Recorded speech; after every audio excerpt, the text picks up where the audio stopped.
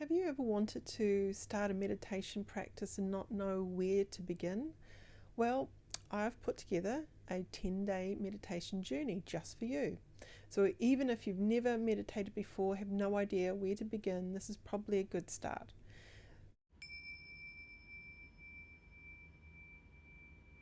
Welcome, my name is Meredith McCarthy.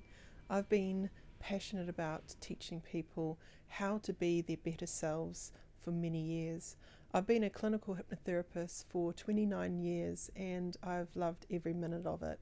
People coming in and really finding ways of getting better at what they need to achieve, shifting their mindset. And in the way of mindsets, one of the most amazing tools is meditation.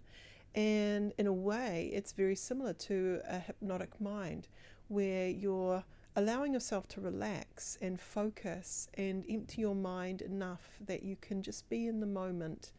And when I think about hypnotherapy and meditation and the similarities and differences, they kind of sit together comfortably, because many of the Western models of meditation is very similar to what I might do with a client with a guided hypnotic journey. So the difference is that I may not do the traditional deepening. I might do something a bit different, where we focus on the breath and we focus on being grounded into the space and so on. So I've put together a 10-day meditation journey for people who really want to get into a good practice with their meditation. We start off with the first couple of days with just a 5-minute basic practice, and then we build up to 15 minutes plus towards the end. We work on mindfulness practices and all sorts of other techniques that you can do to help train your mind and get into a solid practice with your meditation. I am really passionate about doing these meditation retreats, and I've been running them since 2007. And what I noticed is a lot of people just don't have the ability to go off for a weekend and do that for themselves. They might be busy parents or maybe busy with other things that need their time and attention.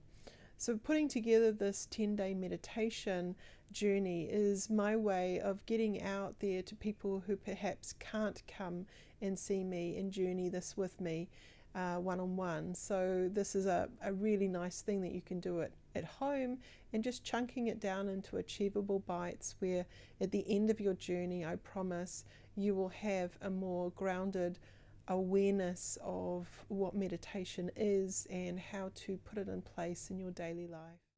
What do we cover in this 10-day meditation program? The first couple of days is really just asking 5 minutes worth of your time to focus on practicing the foundations of meditation.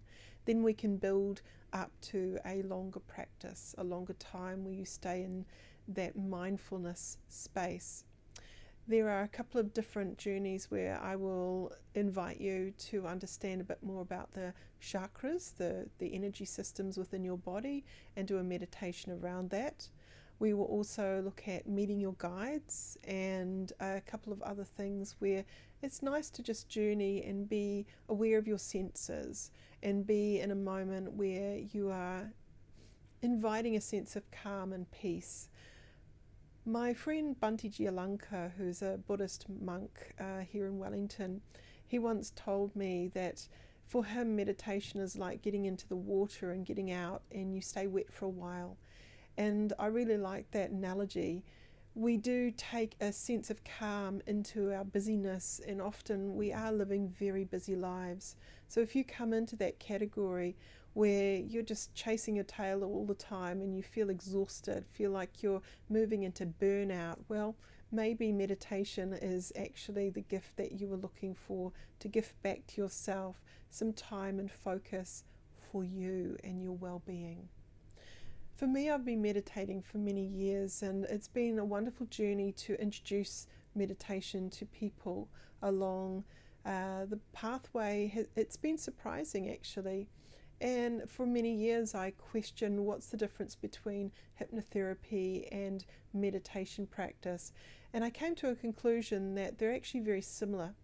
The difference for me when I'm journeying people through hypnosis, they may be coming to resolve something specific for them. For example, it might be a fear or phobia, or it could be overcoming an addiction. Many people come in for building confidence. So why is meditation a little different but similar? Well, we actually go into a state of alpha and theta waves. So our brain waves are actually different to our normal awake, normal state. But we're enhancing a part of our brain that has the ability to really be creative and open to new ideas and concepts. And many people who start a meditation practice can often get great insight. They might come to the end of that practice that they've done, and the answer that they were looking for just pops up into their mind, and off they go. The block isn't there anymore. So quietening ourselves, if you imagine, we are being bombarded with pieces of information all throughout our day, with emails and texts and voice messages and all sorts of things needing our time and attention. To just bring yourself to turn off the phone, turn off your gadgets, and just focus on you. I hope that this 10-day meditation journey will give you those foundations where you can also do your own quiet practice. You don't have to plug into a device all the time. But if you are that kind of person that needs a bit of a journey, needs someone to walk you through, then that is there as well. So it's just making sure that you are putting time aside for you where you're not going to be interrupted. You come to a comfortable seated pose. You allow yourself to set a timer, or again push play on the particular meditation that you've chosen to do for that day. And really it's a journey of just discovering what it is. Many times people go, oh, I can't meditate, my mind's too active. That's okay. It's actually part of the practice. We might notice, oh, I'm more active today in my mind. But that's part of the practice. Actually noticing that your mind is really racy today. But not being annoyed about it, but just being gently observational and pulling it back. Every time your mind wanders, just doing the practice of pulling it back to whatever you've set your attention towards, whether it's the breath or a candle or a mantra, a repetitive sound or word that you've chosen to say. It could be a number of things, and just noticing when your mind wanders, just gently drawing it back. So I'll move you through a couple of great techniques that will help you to do that more effectively. And a lot of times people think that they have to empty their mind completely, and that is not true either. Sometimes it's quietening the mind enough that you are not racing into the past or the future. I promise you that you will enjoy this journey. And I really feel excited about putting it out there and having it available for people to really tune in and look after themselves. So all the best on your journey and looking after yourself. I'm assuming that because you've walked your way through all of this and you've listened to me, that maybe it's time to commit. So I invite you to do that with no regrets. Just do it. Sometimes, like the meditation practice, it's a bit like coming to the mat for yoga. I remember just saying to myself gently, just get to the mat, Meredith.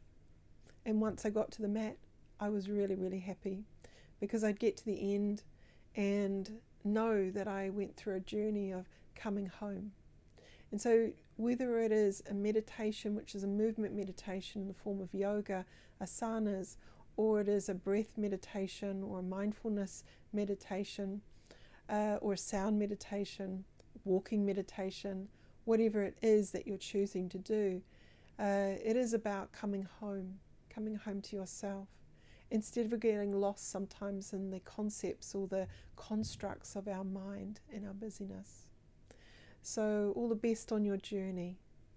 I'm Meredith McCarthy, and I enjoy being a guide for people just like you. Namaste.